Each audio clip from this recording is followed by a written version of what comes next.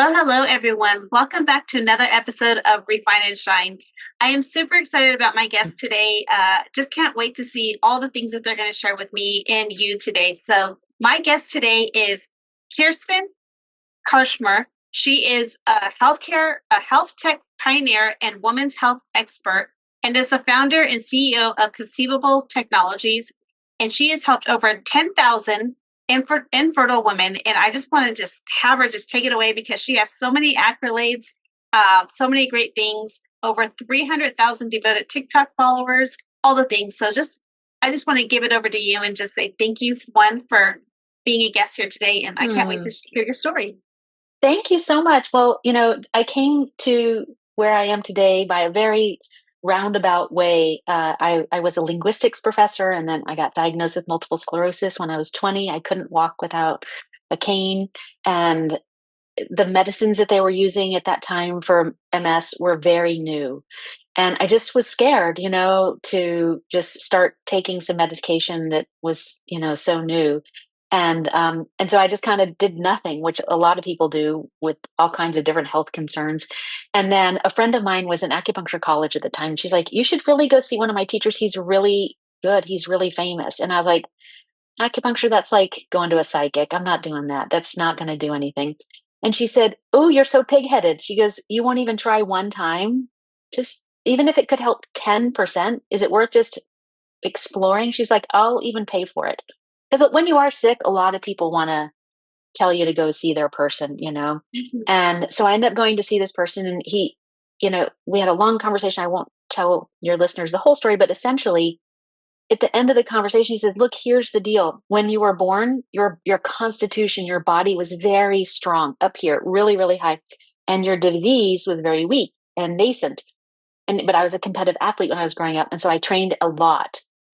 And he said, "So all while you were growing up, you trained and trained and trained. I trained until I threw up most days. I don't tolerate temperatures very well because of MS. And, I threw up almost every day when I was training. And, my father would just be like, 'Good job. You're such a, bad A.' And that made me just want to do more. And he said, so what happened over that time is your constitution, how robust your body is, kept getting weaker and weaker, even though on the outside you looked so much healthier. I looked like Instagram star, like so fit. But on the inside, my organs were exhausted, my adrenals were exhausted, my energy was exhausted, my was exhausted. I didn't have a period, of course. And he's like, so what happened by the time you were 18 is your disease, your constitution was very weak and your disease had gotten quite strong. And around 19, it kind of broke through and I started having weakness. I couldn't hold things anymore and stuff like that. And he said, our job is to figure out all the underlying issues that are making the disease possible. And when we fix the foundation, there's a good chance you'll go into remission. And I was like, wow, I like that story. I didn't believe it, but it was more compelling than any other story I'd heard. And then that really did happen. And, from probably like in the first 3 months, I started having less. When you have MS, you have episodes. So you like get bad, then you get a little better. Well, but I was having back-to-back episodes, and there were times when I was having space between episodes very soon, like 3 to 6 months in which I wasn't having episodes. Then I'd still have an episode, but it wouldn't be quite as bad. It wouldn't last quite as long. So I knew something was happening. And by about 18 months or 2 years, I wasn't using a cane anymore. In 3 years, I was surfing. And then until I went through menopause, like I still have MS. I have to pay close attention to the signals that my body is giving me. But if I do, I stay in pretty healthy state. And so that really motivated me to study Chinese medicine. And what I learned in acupuncture college was that a woman's menstrual cycle is so valuable. I know we think it's a curse, right? We Like, oh, do. it's the worst thing that happens. Well, because we don't understand it. And we don't understand that it's actually, it's not ever fun to have a period. Like nobody's celebrating when they're bleeding. But the information that our body is telling us every single day of our period can help us to diagnose almost any condition. Now, if you have some rare autoimmune disease, we're not going to be able to say, like, from your period, here's the rare disease that you have, but you can make sense of, like, why this person has these symptoms. And so I got really obsessed with women's health and infertility, and then ended up opening the first like women's health clinic at my college that I went to with my professor, and then ended up opening a bunch of acupuncture clinics specifically dedicated to fertility. We treated 10,000 women, and then, like I was telling you earlier, I read a study in 2015 or 16 that said less than 3% of couples could afford fertility treatments. And I cried, I was like, I'm really embarrassed because yes, what we were doing in the clinic was very high touch. We had an IVF center in my clinic, but the reality is like, if it's only helping 3%, then we have to do something different. Like, first of all, women's health women and men's health at the time of conception is the strongest predictor of the health of their offspring. It's really important work that we prepare for pregnancy, both husband and wife, so that we give our children the best chance. We can't dot every I and cross every T, but we can up the game to give them a little bit better head start, especially when people have metabolic disorders like PCOS and insulin resistance and things like that. And that is, I'll stop there and then we can have a conversation. So let's go back to the beginning. How old were you when you were diagnosed with MS? I was 19. 19. And how did that all of a sudden come about? Like, it was just, it's really hard to get diagnosed. That's what I've heard. It is. And it took a lot. I mean, I actually probably I don't know. I'm not too good with the past, to be honest. I don't know exactly what year it was, but 18, 19, 20-ish. But what happened was I was a competitive tennis player, and I was out playing tennis, and I threw the ball up and tried to serve, and the racket flew out of my hand. And I live in Texas where it's really hot, and that happens sometimes because your hand just gets too sweaty. And I was like, it didn't feel like sweaty because I had just started, but I thought, oh, whatever. Go back, bounce the ball, throw the ball, serve, racket falls out. And I was like, I just feel like I can't hold on to it. And then like two more serves, and then I just left. Like, I knew something was so wrong. And I put my tennis racket, and I played 8 hours of tennis every single day for 10 years. I put my racket in the trunk, and I didn't play tennis for about 2 months. It really scared me, even though I didn't acknowledge it. I just was like, as a kid. And then it just, then my foot started getting weak, and then my foot started dropping, and then I started getting a little droop in my face a little bit. But I was always really tired. I like to tell my kids that, I was the person at slumber parties that always fell asleep at like 9:30, and that the people did things like they put shampoo in my hair or put shaving cream in my hand and touch my nose. Maybe I was I took the brunt of all of that. And after I got diagnosed, I was like, oh, okay, this makes a lot more sense now. That's why I was so tired. Plus I was training a lot too. Yeah, that's a lot of training. And I just think that's interesting. But from all the things that you go, there's a couple of things that you said that was like really interesting. You said that our bodies should be at optimal when we conceive, both the male and the female. What is like, so I know, like, for me, my first child I had when I was 19. I don't know if I was optimal health or not. And then my second, I miscarried in between, but when I miscarried, I actually had a lot of health issues. And maybe that's why my body rejected, the baby. But at that time I was diagnosed with, I kept dropping things like what you were doing. And I was diagnosed with arthritis. I thought it was carpal tunnel, but they said it was arthritis based on the needle testing and stuff like that. But you had the EMG. That's the worst. Yeah. Yeah. So, but then I had my second daughter, or my daughter, then we were done with kids. But I think that's really interesting. So what, with all the things that you've done, I mean, helping over 10,000 people, how does somebody, like, what is it that you do that can help people with the fertility now, or help them go through that? So I think there's just so much misinformation, and especially when people are not getting pregnant, they get a little bit desperate. That's really normal because you do have a natural, like, biologic urge to reproduce. Most of us, not all people, but most women do, and lots of men. But not men's is not nearly as strong as women's. And so then when they can't, they get a little bit, so then they start looking to social media, right? Because their doctors are saying things like, well, let's use Clomid, let's use letrozole. And people are like, well, I'm not ready to do that yet. I just we haven't even done any diagnosing or anything, or let's go right to IVF.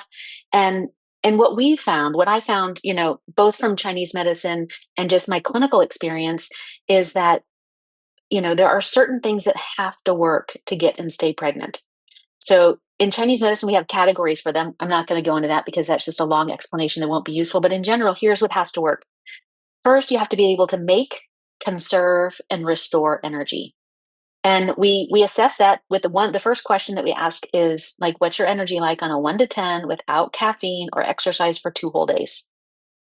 And we want it to be high, like 8 out of 10. And the reason for that is that the cells inside the embryo, right, in the egg, they have 10 times more mitochondria. The mitochondria are the energy makers. They're like the batteries for the cell. They have 10 times more mitochondria than any other cell in the body. And so for me, when I learned this, I was like, what's the function of so much more energy makers compared to any other cell in the body? It's like, well, really, an embryo is a little bit like a cancer. It needs a lot of resources, right? It needs nutrients, it needs energy, it needs blood, it needs a place to land.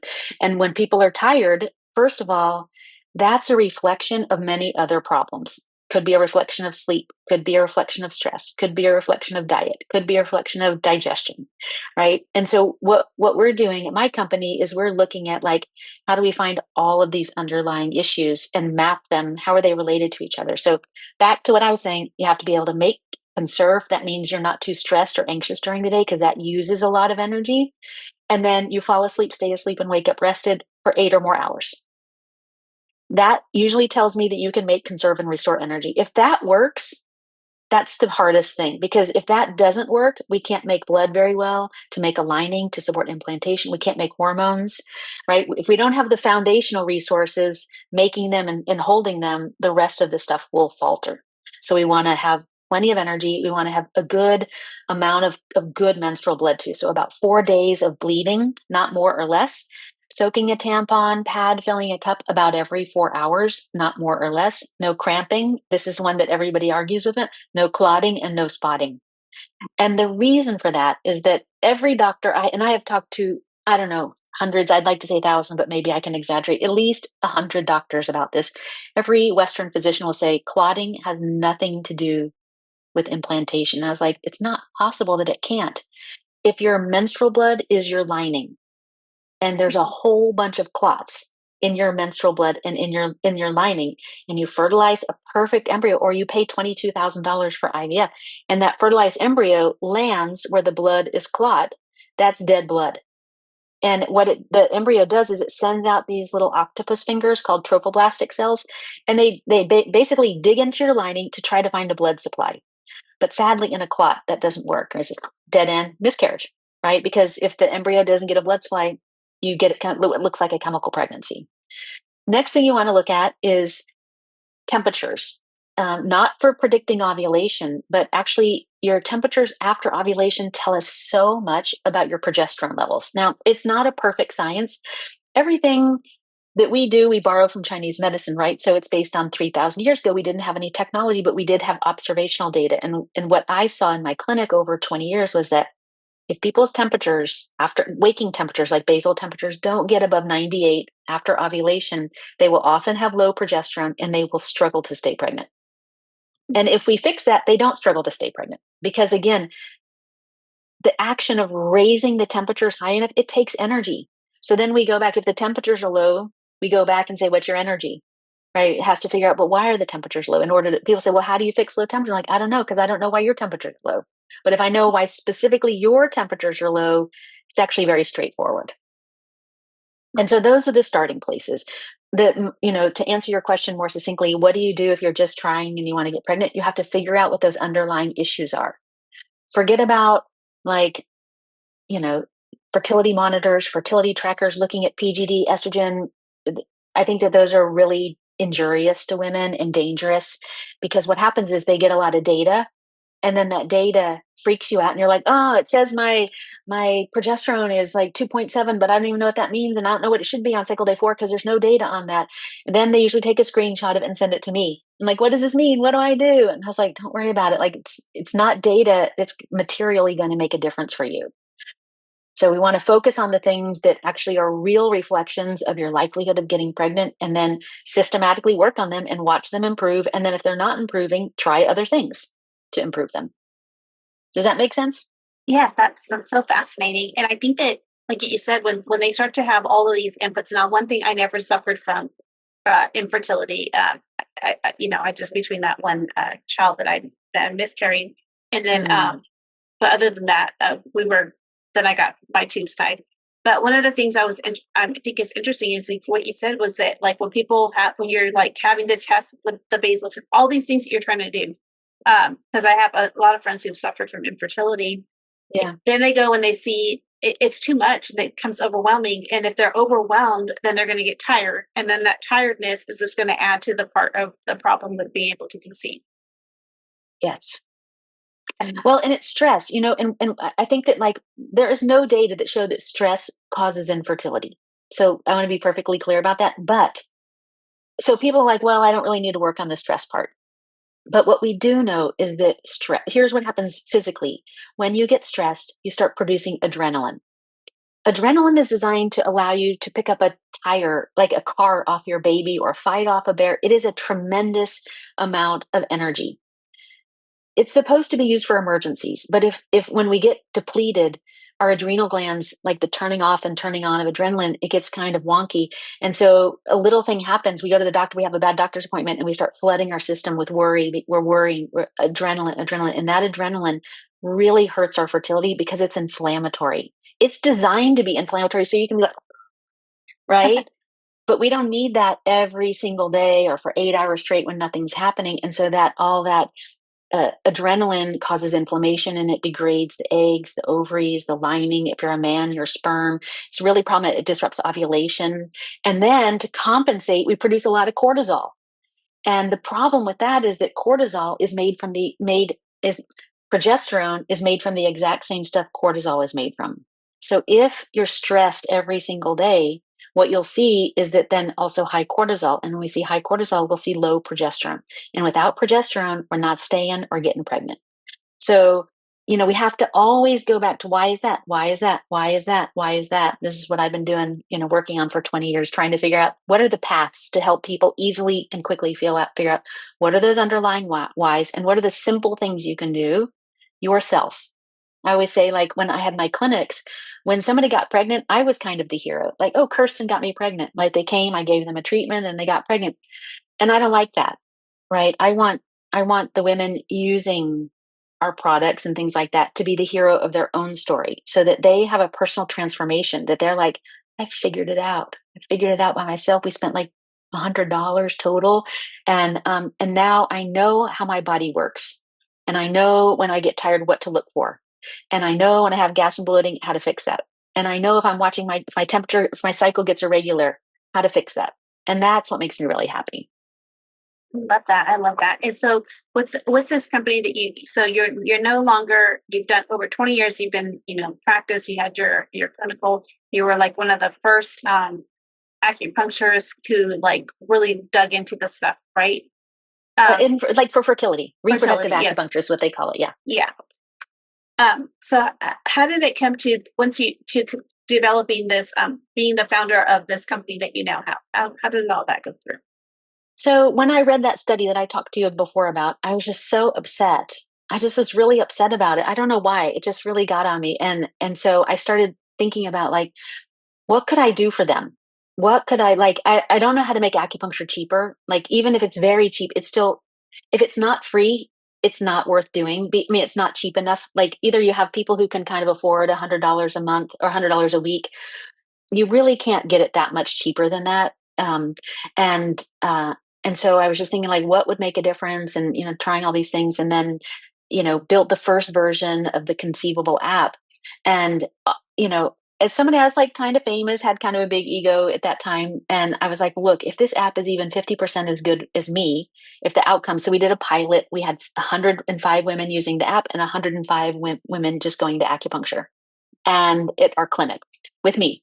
So it was the same acupuncturist, and the app is me, right? It's the AI version of me. So it was like me versus AI me. And at the end of the pilot, 4 months, the people who use the app had no human interaction. And my team came back and they're like, you're not going to believe what happened. I'm like, it didn't work. And they're like, oh, it worked. And I was like, what were the success rates? And they're like, well, they increased their likelihood of getting pregnant by between 150 and 260% in 4 months. And the app outperformed you by 6%. I was like, I just had such a huge piece of humble pie. I was like, oh my God. And that's even the crappy version of the app. I can't believe it. Like, how did that happen? And it's not because acupuncture is not useful or there's not a place for it. I think it goes back to what I was saying before. When people go to acupuncture for fertility, they receive a treatment. And I think they don't take as much ownership. Like they're like, well, I'm paying $100. Like the girl should do, or the guy should do something, and then I just leave and go back to life. And the acupuncturist, depending on how they operate, would be saying like, eat more iron-rich foods and make sure to cut back on sugar. And you're like, yeah, yeah, yeah, yeah. No, no, no. I built an app that tells you exactly what to do, and then track it. And then if you don't do it, I figure out why you didn't do it and help you to do it, or give you something else to do. So they kind of can't get out from under my wing. It's like if they're really participating, it's not possible.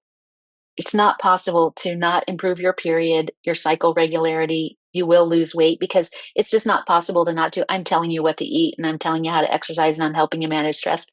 But weight loss is never a priority for us because I think just like having low temperatures or being fatigued, and we have to figure out what are the underlying reasons for that. When people have excess weight on their body, it's the same thing. Why do they have excess weight on the body? They're usually really tired. Their digestion is not good. They have a lot of gas and bloating and fatigue, sugar cravings. That what they're eating could be healthy, but it could be totally wrong for them. Like, I don't like a cookie cutter style diet. Like, it's really your body will tell you how much it likes what you're doing and what you're not doing over time, not over 1 or 2 months. People say like, "Oh, I did the whole 30 and I felt great." And I was like, "Yeah, because you didn't eat a drop of junk food for a whole month." Everyone is going to feel better if you don't eat a drop of junk food. So I can't remember where we were going with this. How did I get there? So after I built the app, the first version of the app, I was like, well, I think we should do this. And in order to do that, I had to stop seeing patients. And in Texas, if you're not seeing at least 20 hours a week of patients, you have to give up your license. So that was really scary for me. Like, that's been my life. Like, I'm an acupuncturist, but not anymore. And so I gave up my license and decided to work full time on this because I felt like it was worth it. I feel like, mothers are the future of my and your species.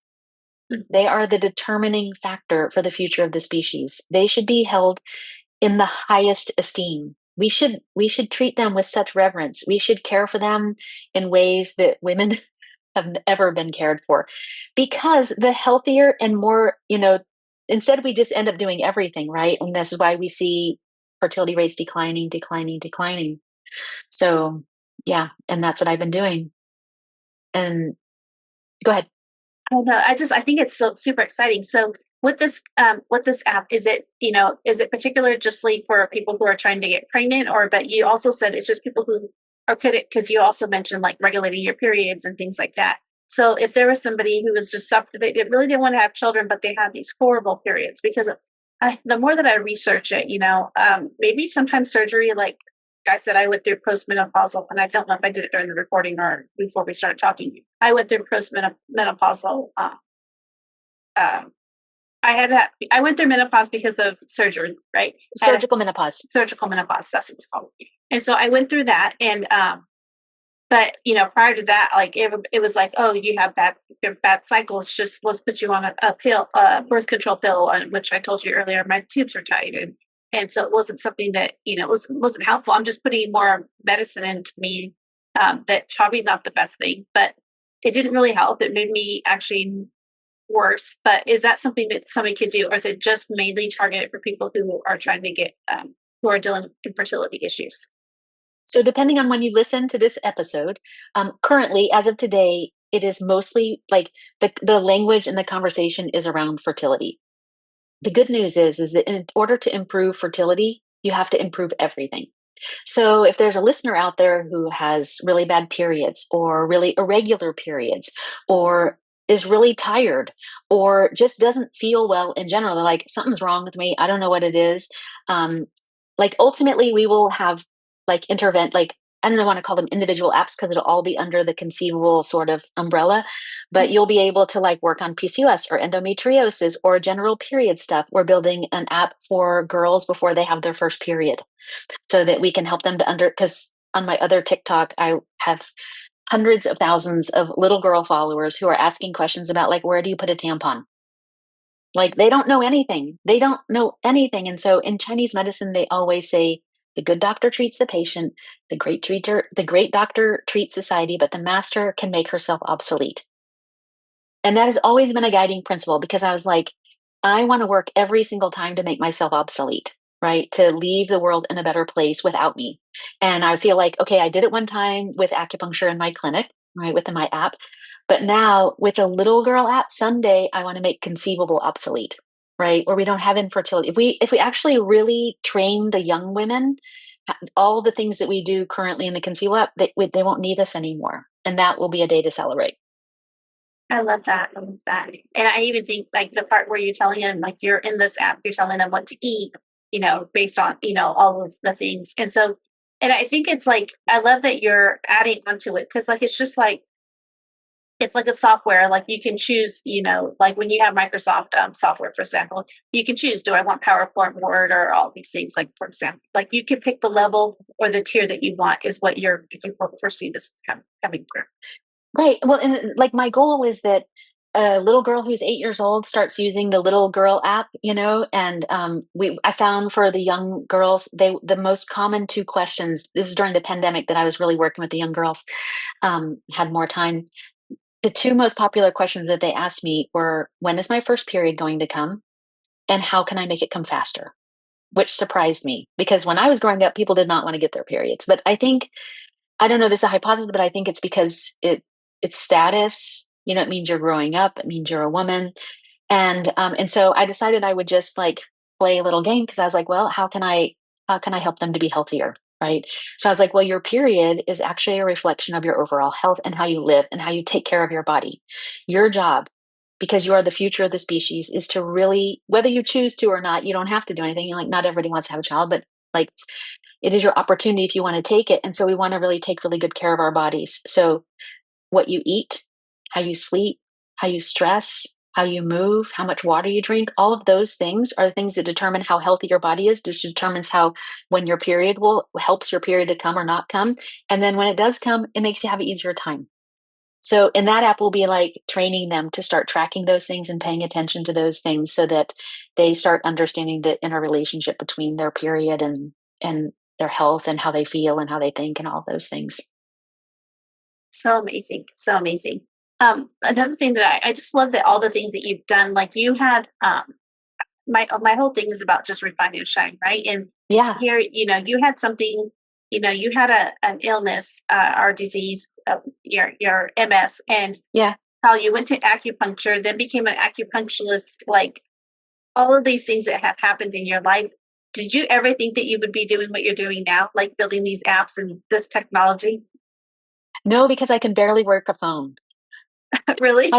My children joke with me and they're like, Mama, how did you build this? You can't even work your phone. And I was like, well, first of all, I have people. And, I wrote all the algorithms, like the high level algorithms, meaning if this, exactly what the app is supposed to do, what the app is supposed to stay, it's all trained on thousands of hours of consultations with me. But, no, I never would have guessed. But my father always said, he's not alive anymore. He always said, it's really important that you love your work because you spend a lot more time at work than you do with your family. And if you're going to make that sacrifice, make it mean something.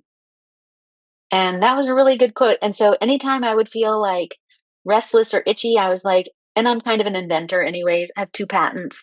Um, and so, I'd always like, and because I want to do better, so I think that each of the steps were like, how can I do something? How can I'm really into service. So how can I serve more powerfully? How can I make a bigger impact? How can I help people better?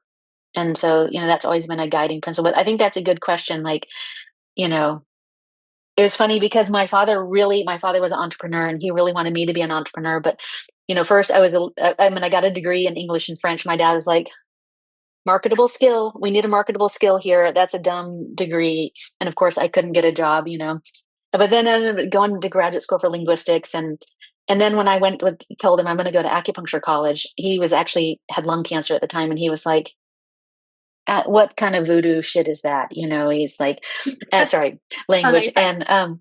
And I was like, no, it's like, it's, look at how much healthier I am. And you know what I mean? He's like, no, no, you know, and then he passed away before he was able to realize like kind of what had, so what I really wish is that my dad was here to sort of celebrate what's happening. Cause I think he would be really excited and proud about it. Yeah. And it's that entrepreneur, you became an entrepreneur anyway. Yeah, I did. He wanted me to start, Angelina, he wanted when I was like 20, right out of college, he wanted me to start you know, those wooden pallets that they ship stuff on? Yeah. So his company had built a tool that like repaired them, Mhm. you know, because he's like, people waste them a lot. They just throw 'em away, but there's a lot of good wood and we should repair. So they developed this tool. And he's like, look, I can get you one of these tools really cheap. And he goes, you should start like a pallet repair company. We could get you like a truck and you would go around to the grocery stores and pick up the old pallets that people were throwing away. And I was like, what? There isn't a chance in the universe that I'm going to have that job, you know? Yeah. So yeah, that was his idea of being an entrepreneur for me. And I was like, no, bro, that's not happening. I love that though. I love that. But it's the still thing you because of the him wanting to be wanting you to be an entrepreneur. Like maybe it didn't happen in his timeline, but God gave you another purpose, and you're still doing the entrepreneurial thing, but you're just doing it differently. And I love that the passion that you have behind this, and the Mm, fact that you also said like I think that people get so scared out of fear, like that they're like, who, like you said, you can't even use your phone, right? And but how can you come up with this app?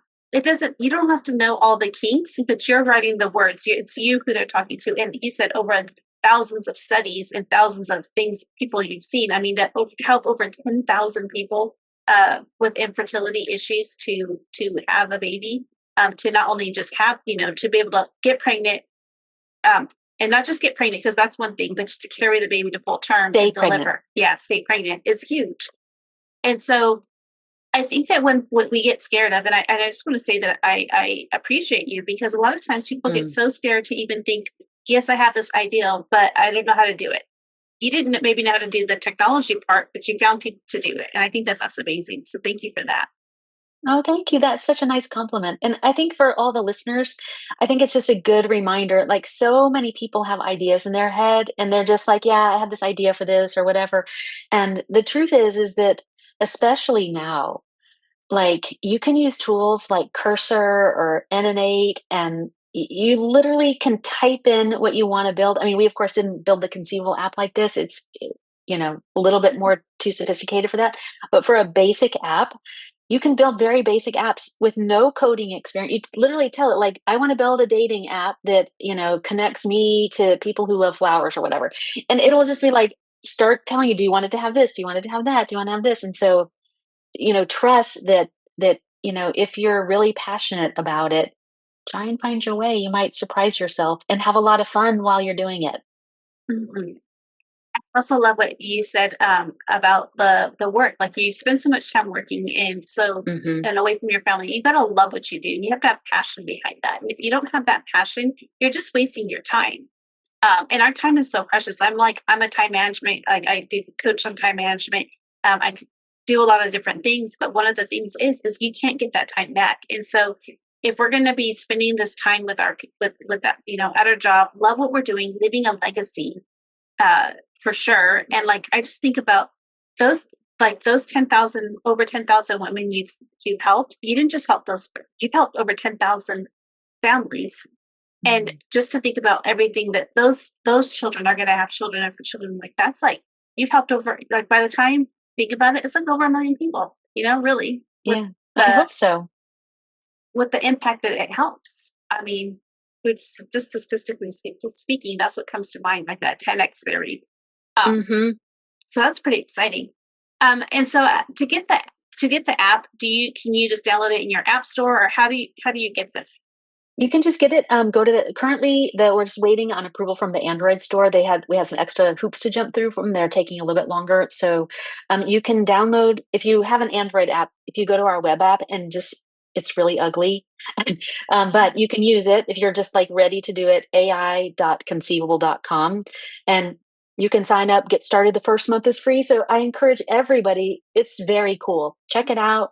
And if you have period problems or whatever, what you'll find is that You just have to work your plan, follow your menus, take your supplements. Like one of the things that I'm really proud about, and I'll go back to your answer, is that a lot of women, who are like just in general taking a lot of supplements, but unfortunately they're taking really low quality supplements from Amazon. There are some premium brands on Amazon, but not very many. And those really low quality supplements don't do anything. They don't do anything. Like a $30 bottle of something is typically not going to do anything. In fact, it could work against you, especially if it's a fish oil or something. So what I had originally done was I had sourced like the best supplements, vitamin E, L-arginine, the individual supplements that we use to improve fertility outcomes for specific, like I always say, there's no supplements for fertility, because your fertility versus another person's fertility, fertility isn't a disease like diabetes where we just give you insulin and that fixes the situation.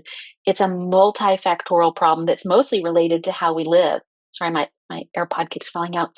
And but when we would recommend like 6 or 7 or 8 supplements, it would cost like $500.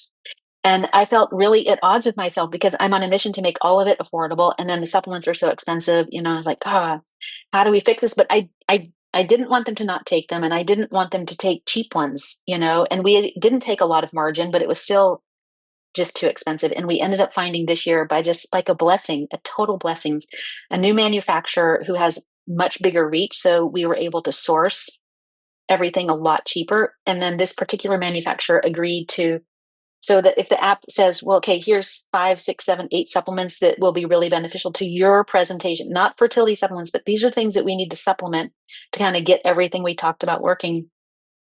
It'll put it into individual packs for you for each day of the week. So you just get 30 packs a month, and each pack, rip it open, put it in your mouth, $50 to $60 a month. Oh, wow. So that's at least 50% lower than anything you can buy on Amazon for the low quality ones, and probably 70% less than a premium product like Thorne or Metagenics, which I would say ours are like equivalent in quality to Thorne. So I just feel really excited because I felt really upset about that. But good supplementation can, in the right supplements, high quality, safe, well tested, and at the right dose and at the right time, can make a huge difference. But if people can't afford it, then we can't offer it. So I feel happy. So anyways, the other way you can find the app is go to the Apple Store and look up Conceivable. I think it says Kai by Conceivable. We keep changing a little bit. The app is AI, right? And it's really an AI version of me. So Kai is Kirsten AI, Kai. It's kind of cheesy, but it was Kirsten. We just called it Kirsten before, but people could not spell my name. So I was like, all right, we'll shorten it to Kai. And then my daughter's like, I hate that name, but I was like, too bad, so sad. I love that. How long did it take before you, we'll wrap up in a little bit, but I'm just so fascinated by this whole thing. Yeah, fine. How long did it, like from the thought, but when you thought of the app to when you launched, when you went to your first beta, how long did that period of time take you? That's a great question. So I think I probably had started thinking about it in probably 2013 or 14, and the first version was available in 2016. And then what happened is we failed. We built out the app, and at that time the app was very clinical. And basically, like our advisors and stuff, it said like you should take Kirsten out of it, because you can't really sell a company, that if the founder is like all over the place and everything. And they're like, let's take Kirsten all the way out of it and just like make it a clinical experience. And we did customize Chinese herbal medicine for the patients, and we price tested and everything, and we could not earn the trust of the customers. It was just too early. It's like 2015 or 16. Women were like, well, if this is so good, why doesn't my doctor know about it? And, just whatever. And so I paused until the pandemic. And then some investor friends of mine like, you should try again. And I started rebuilding it from scratch, like not with developers, like with a quiz. And I was handwriting reports. And then I was having them fill out a quiz. I was handwriting a report. Then I was recording a video just to say like, hey, here's the thing. And then people were really interested in that. And then, so on and so on. And then finally it was like, it was too many, and it was too much work. And the reports were like 20 pages. And I was like, okay, I can't do this all day. Like it takes too much time to do each report. I need to build technology now. And then, so that started about 3 years ago, the second version of it. I love that you shared all that because it shows like, and it's all about like we have something, but I think I love the fact that you failed, but you didn't really fail. You just had to make some tweaks, and I think that some people, like again, going back to like just try it. Just if you have a thought and you have something that you want to build, like just do it. And you not only did it, and then you failed, which you think you failed, but it just didn't work. And then they wanted you because they wanted you taken out of it. But like people want that human person, no matter what. And I think that once you got that back in, and I think it was very clever to start it right after the pandemic because we lost that human connection. And so you bringing that back in brought that human connection back. So I think that was pretty amazing. And I have to like thank TikTok for it, because it was on TikTok that, I would just, it just blew up. Like somebody recommended like, hey, you should get on TikTok and make videos. Like you're talking about women's health and fertility in a very different way. I think people will be interested. And I was like, I'm 50, like what am I going to dance about periods and ovaries? And I just didn't even know what I would do. And they're like, shut up, like get on there and just teach. You're a great teacher. Just teach about ovary, just whatever, and like people really respond to that. And I started doing a live show every day. And then, usually like 1,000 people a day on the live show. And, and I met all kinds of women different types of women who never came to my clinic, right? Because it was expensive to come to the clinic. So I had like one type of woman who came to my clinic, and here I got to meet like women from all over the world and hear all of their fertility stories. And I just got so inspired by them. I was like, I got to go back to work on this. I love that. I love that. I love that you didn't give up. Thank you. So thank you for that. And I like you're so fascinating. I mean, you had this, a diagnosis at 19 that could have just stopped you. But you didn't let that, hurt stop you. You went and changed everything around so that you could build what you have today. And it's not always been easy. I'm sure the challenges and tribulations and all of these things, but you went and became, you're a founder of this company. You've helped over 10,000 people. And I just thank you for that because you didn't give up. Oh, thank you. Well, that, your question about the rise and shine, it really comes to that. Like, I know you're going to ask me, but I'm going to tell you right now because it's a good segue to it. And I'll tell you another one at that time too when you're ready. Yeah. But it's mostly like somebody told me one time, things don't happen to you, they happen for you. And it's hard to wrap your head around, but if you really pay attention, if when really hard things are happening to you or happening, first of all, if you can keep just reminding yourself, I'm like, it's so hard, you're like, things don't happen to me, they happen for me. Things don't happen to me, they happen for me. It starts to transform something, and then what starts to happen is if you're smart, you start to look for where's the grace, right? Can I find a little bit of grace in this, a little bit more? And you start changing your mindset from I'm a victim to maybe there's a blessing inside of this. And when I think about my MS, I always tell people like it's the best thing that ever happened in my whole life. Now, it hasn't been the most pleasant. It's hard. It creates a lot of like struggles for me sometimes, but it is the best thing because it turned me into the doctor who I am today. I understand being very sick. I understand being helpless. I understand people saying, go to all these people, go, and you're like, I don't know, this is going to work or not, And so it helped me really cultivate tremendous empathy for the women that I serve. And so for that, I can have gratitude for it. Again, just because you hate it and you don't want it, it doesn't mean that you can't have gratitude for it. And if you can find gratitude for those hard things, you can set yourself free. I love that. I love that. Yes. And so as we wrap up, I mean, that was perfect. That was so beautiful. But, what is the next thing that you have from our listeners today that they can help them to refine and shine? So I think that, this is different than everything that we've talked about. But one thing I've learned this year about it is my schedule has slowed down. Even though like my company is starting to really take off, I have more people on my team for the first time. Like before I was kind of doing everything myself.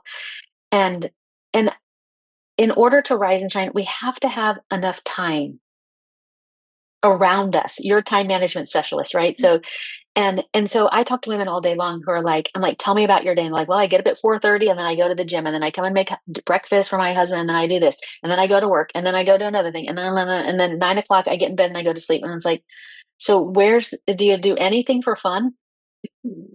Is there a hobby in there? Is there anything just for you? And I think that, young women today are under a lot of pressure to be everything. Mhm. And because of that, they're filling up their schedules 4 a.m. to 10, and it's really hurting them. It's hurting their heart, like their emotional heart. It's hurting their productivity. I always want to see what happens when we set women free. Like we help them to be as healthy as they can. What happens in society when women aren't burdened with their periods, right? When they don't have PMS, when they don't have cramping anymore.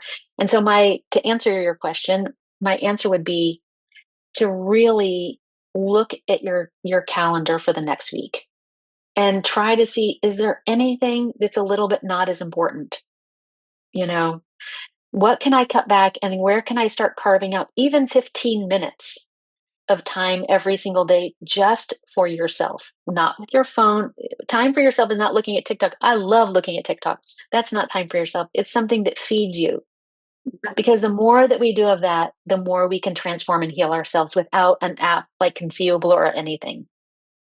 No, I think that that's so important. I love that because that's one of the things I tell people. When you're scheduling your time, the first thing that you do, and it's not being selfish, you schedule time for you.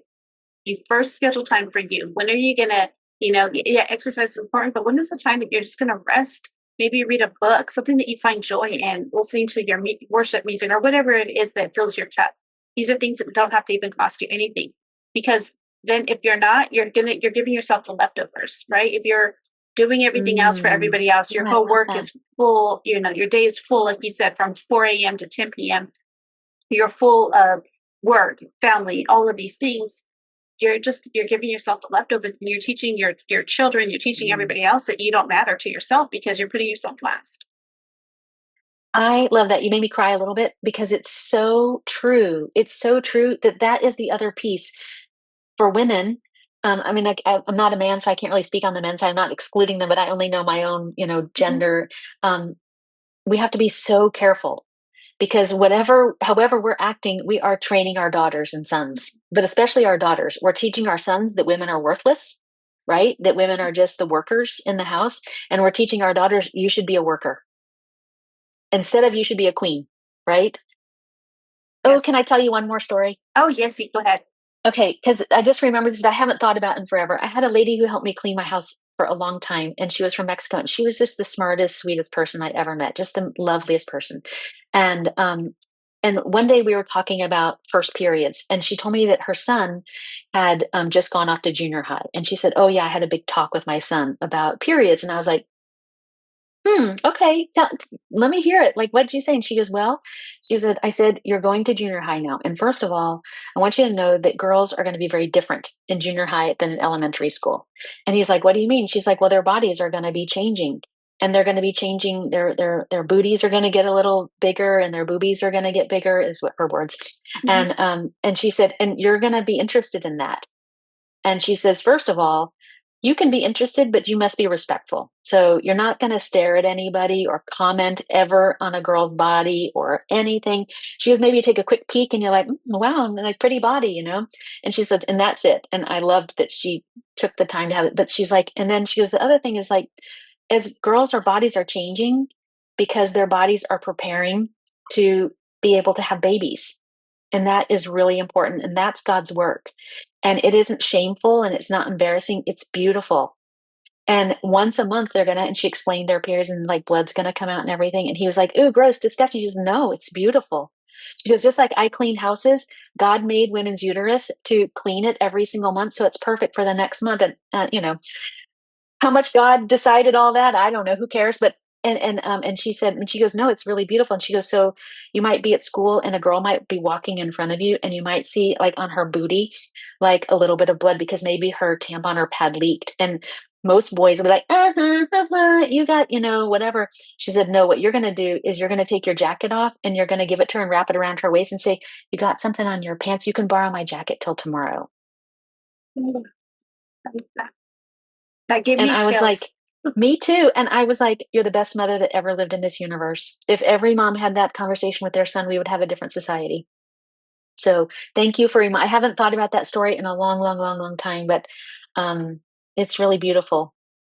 I love how she phrased it like, like how she cleans houses for, like how God cleans out the body. Yeah, I love that. Yeah. I never even Yeah, thought of right? it that way. Yeah. Yeah, so beautiful and so age appropriate. Mhm.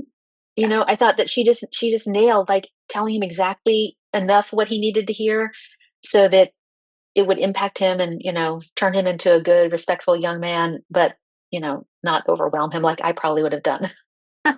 Yeah.